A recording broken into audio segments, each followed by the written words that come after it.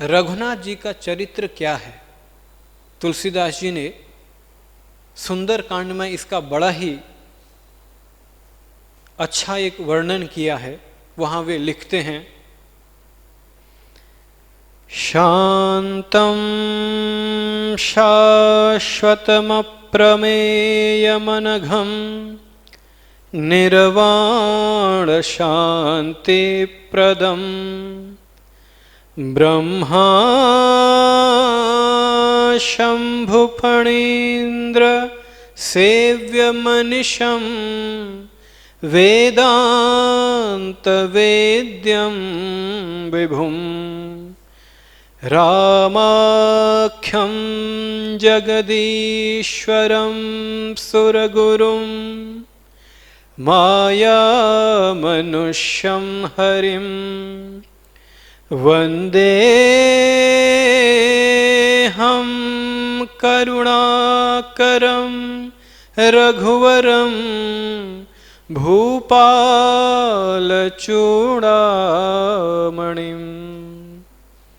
इस श्लोक में रघुनाथ जी के चरित्र की 17 विशेषताओं का वर्णन किया है गोस्वामी तुलसीदास जी ने। सबसे पहला गुण शांतम, शांतम कहकर उन्होंने रघुनाथ जी की वंदना की है। अहम वंदे, मैं रघुनाथ जी की वंदना करता हूँ। अहम वंदे रामाख्यम, मैं उस पर ब्रह्म परमात्मा की वंदना करता हूँ जो इस धरती पर भगवान श्री राम के रूप में अवतरित हुए। तो सबसे पहले रघुनाथ जी के स्वभाव का वर्णन करते हुए गोस्वामी जी ने लिखा शांतम। श्रीमद् भगवद गीता में हम पढ़ते हैं, दुखेषु अनुद्विग्न मनाः सुखेषु विगत स्पृहः। जो अत्यंत दुख आने पर भी दुखी नहीं होता और जो सुख आने पर भी प्रसन्न नहीं होता, जो सुख और दुख में एक समान रहता है, वह शांत है।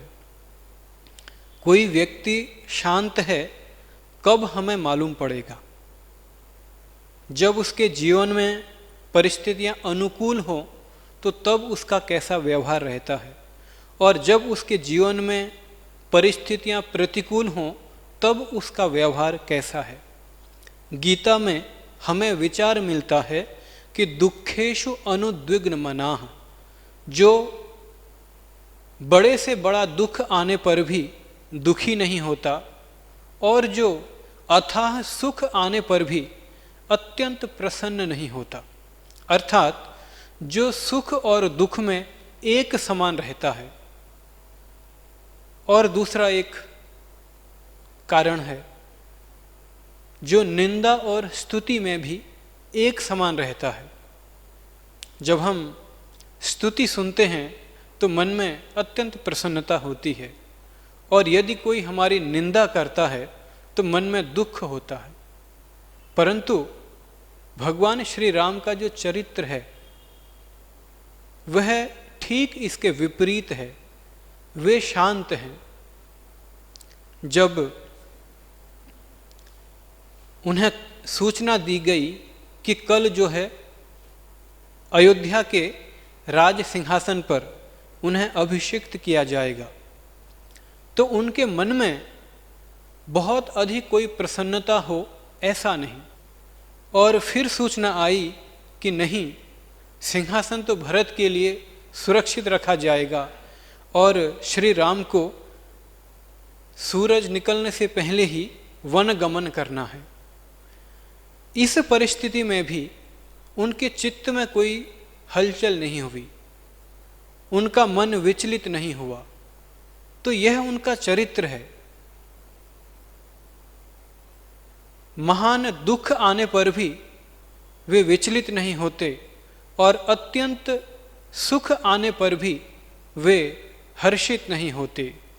प्रसन्नताम यान गताभिषेकतः तथा न ममलौ वनवास दुखतः।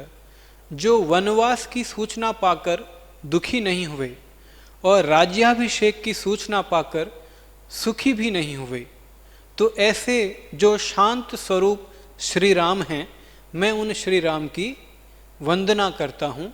गोस्वामी तुलसीदास जी ऐसा लिखते हैं शांत शब्द देकर। अब इसके बाद शांतम शाश्वतम। शाश्वत का अर्थ है नित्य, सदा सर्वदा रहने वाला। अब नित्य को हम कैसे समझें? जो अतीत में भी था, जो आज भी है और जो भविष्य में भी रहेगा। और दूसरे दृष्टांत से जो जागृत अवस्था में भी है, जो स्वप्न में भी है और जो सुषुप्ति में भी है, तो वह है नित्य। तो श्री राम नित्य हैं और शाश्वत हैं।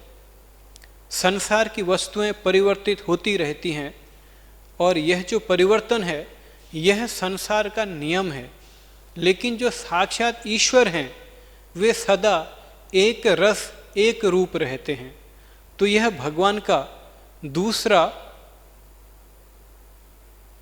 विशेषण है। वे शांत हैं और वे शाश्वत हैं। शांतम शाश्वतम अप्रमेयम। अप्रमेय का अर्थ है कि हम किसी भी साधन के द्वारा उनको समझ नहीं सकते हैं। इस संसार में कोई ऐसा माध्यम नहीं है जिसका आश्रय लेकर हम उन्हें जान सकें। अप्रमेयम। तो सरल शब्दों में यदि कहें तो मानव मन की जितनी भी परिकल्पनाएं हैं, हम ईश्वर के संबंध में सोच सकते हैं, विचार कर सकते हैं, परंतु वे वास्तव में कैसे हैं इस बात का आकलन करना, इस बात को समझ पाना बहुत कठिन है, असंभव है। तो इसलिए वे अप्रमेयम हैं। शांतम शाश्वतम अप्रमेयम अनघम। तो अघ का अर्थ है पाप और अनघम का अर्थ है निष्पाप।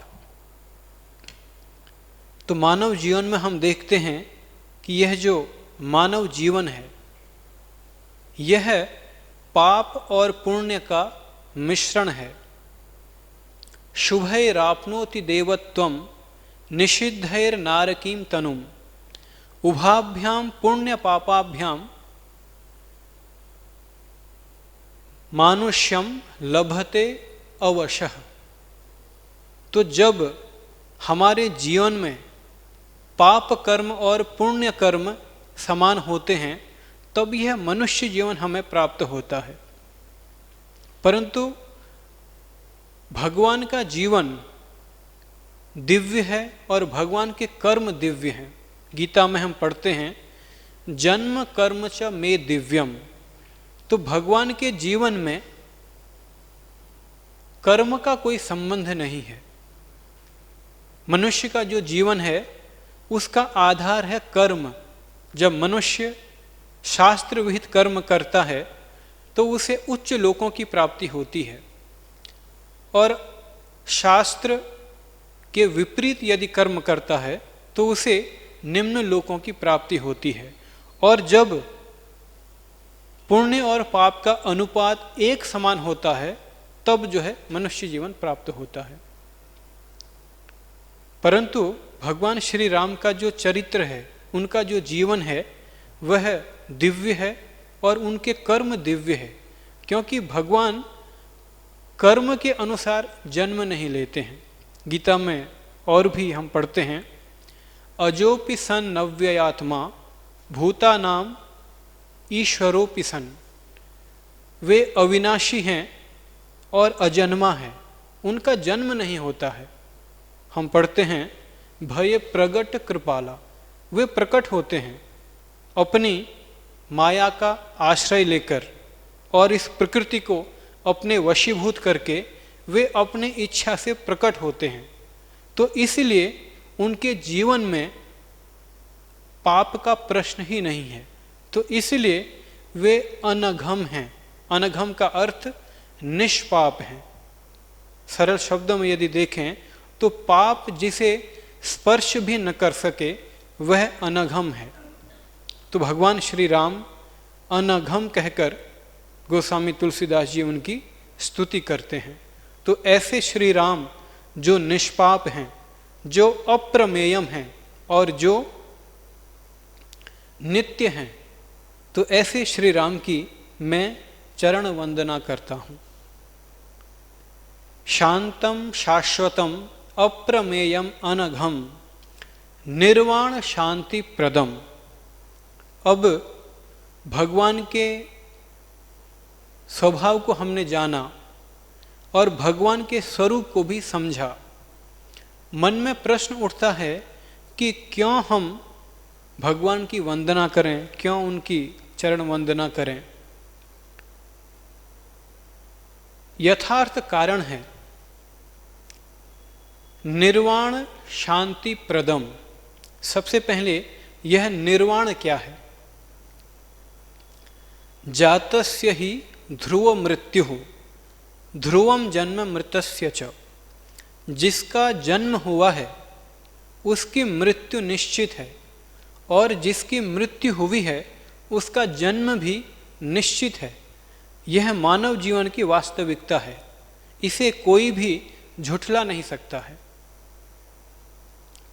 तो यह जो जन्म और मृत्यु का जो चक्र है, इस चक्र से बाहर निकलना ही, इस चक्र से छूटना ही निर्वाण कहलाता है। और निर्वाण का अर्थ क्या है? मुक्ति। अर्थात जन्म और मृत्यु का जो बंधन है, इस बंधन से मुक्त होना ही मुक्ति है, यही निर्वाण है। और यह मुक्ति केवल और केवल ईश्वर के चरणों का आश्रय लेकर ही मानव को प्राप्त हो सकती है। इसका दूसरा और कोई उपाय नहीं है। नान्यः पंथा विद्यते अयनाय।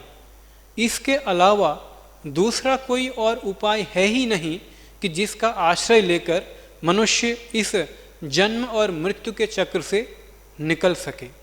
तो इसलिए हम भगवान की वंदना करते हैं, ताकि इस जन्म और मृत्यु के चक्र से हम बाहर निकल सकें, छूट सकें।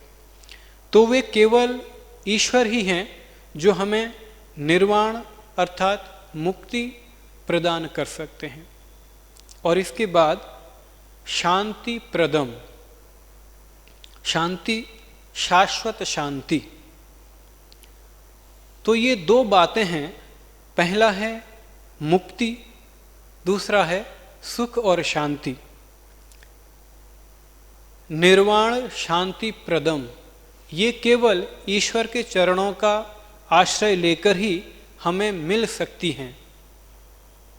तो हम यदि अपने जीवन में यथार्थ सुख और शांति चाहें तो ईश्वर के चरणों का सहारा लेना ही पड़ेगा। ये दो बातें हमें अन्यत्र कहीं से भी नहीं मिल सकती हैं। तो भागवत में एक प्रसंग आता है। आत्मदेव शास्त्री अपने पुत्र गोकर्ण जी महाराज से पूछते हैं कि संसार में सुखी कौन है और किसके चित्त में शांति अवस्थित है। तो गोकर्ण जी का जो उत्तर है उसे जानने से पहले हम सामान्य मानव की एक जो परिकल्पना है उसको समझने का प्रयास करते हैं। सामान्य व्यक्ति यही सोचता है कि जिसके पास बहुत पैसा है, सारी सुख सुविधाएं हैं, वे सुखी हैं, और जिसके हाथों में शासन की बागडोर है वे सुखी हैं। ये सामान्य मनुष्य की एक धारणा है। परंतु गोकर्ण जी अपने पिता को समझाते हैं कि इस संसार में नचेन्द्रस्य सुखम किंचित न सुखम चक्रवर्तिनः। जो देवताओं के राजा हैं अर्थात इंद्र, इंद्र भी इस संसार में सुखी नहीं है। इंद्र अर्थात देवताओं के राजा, और चक्रवर्ती सम्राट अर्थात मनुष्यों के राजा को कहते हैं चक्रवर्ती सम्राट। तो न तो मनुष्यों के जो राजा हैं वे सुखी हैं, और न जो देवताओं के जो राजा हैं वे सुखी हैं। नचेन्द्रस्य सुखम किंचित न सुखम चक्रवर्तिनः सुखम अस्ति विरक्तस्य मुनेरेकांत जीविनः। तो इस संसार में वही सुखी है जो विरक्त है। विरक्त कौन है? जिसका मन संसार में नहीं है, जिसका मन ईश्वर के चरणों में है, वही विरक्त है। और मुनेरेकांत जीवन है, और जो नितांत एकांत में शांत बैठकर अपने अंतःकरण को भगवान के श्री चरणों में एकाग्र कर सकता है, वही सुखी है। तो यहाँ दो बातें बताई हैं। न चेन्द्रस्य सुखम किंचित न सुखम चक्रवर्तिनः सुखमस्ति विरक्तस्य मुनेरेकांत जीविनः। सबसे पहले जिसके भीतर वैराग्य का भाव है, इसी को दूसरी भाषा में कहें तो जो ईश्वर के श्री चरणों में पूर्णतः समर्पित है, वही सुखी है। क्योंकि सुख कहीं दूसरी जगह से मिल ही नहीं सकता है। यह जो जगत है दुखालयम अशाश्वतम, यहाँ दुख ही दुख है और यह अशाश्वत है, आज है कल नहीं है। हर क्षण इसका रूप बदलता जाता है। तो इसलिए सुख कहाँ प्राप्त होगा? ईश्वर के श्री चरणों में। तो जिसके भीतर में वैराग्य की भावना प्रबल है वह सुखी है, और जो नितांत एकांत में शांत बैठकर अपने इस मन को भगवान के श्री चरणों में एकाग्र कर सकता है, वही सुखी है। न देवताओं के राजा सुखी हैं, क्योंकि उन्हें भी अपने सिंहासन को बचाने के लिए तरह तरह के युद्धों से गुजरना पड़ता है, और जो चक्रवर्ती राजा हैं उन्हें भी अपनी कुर्सी को बचाने के लिए बहुत सारे युद्धों से गुजरना पड़ता है। परंतु जो भगवान के श्री चरणों में स्वयं को समर्पित कर चुके हैं, यथार्थ सुख और यथार्थ शांति उन्हीं के जीवन में आती है। तो इसलिए निर्वाण शांति प्रदम, केवल भगवान ही हैं, केवल ईश्वर ही हैं जो जीव मात्र को मुक्त कर सकते हैं जन्म और मृत्यु के बंधन से, और जो उसको यथार्थ सुख और यथार्थ शांति प्रदान कर सकते हैं। इसलिए हम ईश्वर के श्री चरणों की वंदना करते हैं। तो यहाँ गोस्वामी तुलसीदास जी लिखते हैं, शांतम शाश्वतम प्रमेयमनघम निर्वाण शांति प्रदम। तो अब तक हमने देखा भगवान श्री राम का स्वभाव कैसा है। वे अत्यंत शांत हैं, न दुख उन्हें विचलित कर सकता है और न सुख उनके अंतःकरण में विचलन पैदा कर सकता है, और शाश्वत हैं। वे अतीत में भी थे, आज भी है, और भविष्य में भी उनका अस्तित्व यथावत बना रहेगा। अप्रमेयम, उनका स्वरूप ऐसा है कि जिसका हम पार नहीं पा सकते हैं। इस जगत में ऐसा कोई माध्यम नहीं, ऐसा कोई साधन नहीं जिसको आधार बनाकर हम उनको पूर्णतः जान सकते हैं। हम सभी के भीतर में ईश्वर की तरह तरह की कल्पनाएं हैं, परंतु ईश्वर यथार्थ में कैसे हैं इस बात को समझना किसी के लिए भी संभव नहीं है। तो इसलिए वे अप्रमेयम हैं, शांतम शाश्वतम अप्रमेयम। और क्योंकि उनका जन्म और कर्म दिव्य है, इसलिए वे अनघम अर्थात निष्पाप है। प्रश्न था कि हम क्यों ऐसे ईश्वर की वंदना करें? वह इसलिए क्योंकि एकमात्र समर्थ वे ही हैं जो मनुष्य को उसके बंधन से मुक्त कर सकते हैं और जो उसके जीवन में यथार्थ सुख और यथार्थ शांति का संचार कर सकते हैं। इसके बाद ब्रह्मा शंभु फणीन्द्र सेव्य मनीषम, श्री रघुनाथ जी कौन हैं? सृष्टिकर्ता ब्रह्मा जी, महादेव शंकर और शेष जी, जिनका निरंतर चिंतन करते रहते हैं। अनिशम का अर्थ है सदा सर्वदा, नित्य निरंतर जिनका चिंतन करते रहते हैं। कौन? सृष्टिकर्ता ब्रह्मा जी, महादेव शंकर और शेष जी सदा सर्वदा रघुनाथ जी का चिंतन करते हैं। ब्रह्मा शंभु फणीन्द्र सेव्यम अनिशम वेदांत वेद्यम विभुम, और वेदांत के द्वारा जो जानने योग्य हैं। तो ऐसे श्री रघुनाथ जी के श्री चरणों में हम प्रणाम करते हैं, उनकी वंदना करते हैं। फिर अगली पंक्ति में रामाख्यम, इस धराधाम पर वे मर्यादा पुरुषोत्तम श्री राम के रूप में जाने जाते हैं। ऐसे श्री राम को हम प्रणाम करते हैं। रामाख्यम शब्द देकर तुलसीदास जी रघुनाथ जी की वंदना करते हैं। जगदीश्वरम, यह जो जगत है, इस जगत के जो स्वामी हैं वे श्री राम हैं। जगदीश्वरम सुर गुरुम, अर्थात सुर का अर्थ है देवता और गुरुम का अर्थ है सर्वश्रेष्ठ महान। तो जो समस्त देवताओं में अत्यंत श्रेष्ठ हैं, सबके पूज्य हैं, सबके सम्माननीय हैं, ऐसे श्री राम के श्री चरणों में हम नमन करते हैं, उनकी वंदना करते हैं। माया मनुष्यम, उनका जो वास्तविक स्वरूप है वैसे तो वे अजन्मा हैं और अविनाशी हैं और इस संपूर्ण जगत के एकमात्र स्वामी हैं। यह सब होने के बाद भी वे अपनी प्रकृति को अपने अधीन करके अपनी योग माया से स्वयं को प्रकट करते हैं। माया मनुष्यम, माया का आश्रय लेकर वे नर देह धारण करते हैं। तो इसलिए माया का आश्रय लेकर नर देह धारण करने वाले श्री राम के श्री चरणों में हम प्रणाम करते हैं। इसके बाद हरिम, यह रघुनाथ जी के विशेषण हैं। हरिम का अर्थ है हरति सर्व पापा नाम, जो जीव मात्र के समस्त पापों को हर लेते हैं, दूर कर लेते हैं। वे कौन हैं? रघुनाथ जी। तो हम ऐसे रघुनाथ जी जो जीव के समस्त पापों को हर लेते हैं, उनके दुखों को दूर कर लेते हैं, ऐसे रघुनाथ जी के श्री चरणों में नमन करते हैं।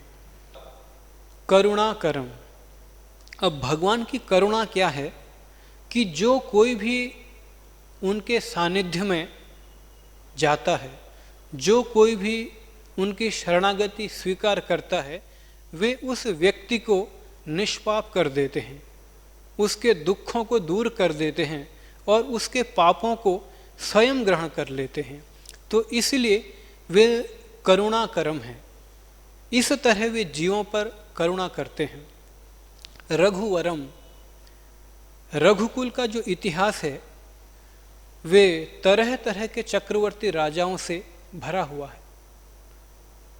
तो उस कुल में रघु, अज, राजा सगर, भगीरथ, दिलीप, महान राजा पैदा हुए। तो उन सब में जो अत्यंत श्रेष्ठ हैं वे श्री राम हैं। इसलिए रघुवरम, वरम का अर्थ है श्रेष्ठ। तो रघुकुल में जितने भी सम्राटों का जन्म हुआ, जितने भी चक्रवर्ती सम्राट पैदा हुए, उन सब में श्री राम सर्वश्रेष्ठ हैं। इसलिए रघुवरम कहकर तुलसीदास जी ने श्री राम की वंदना की है।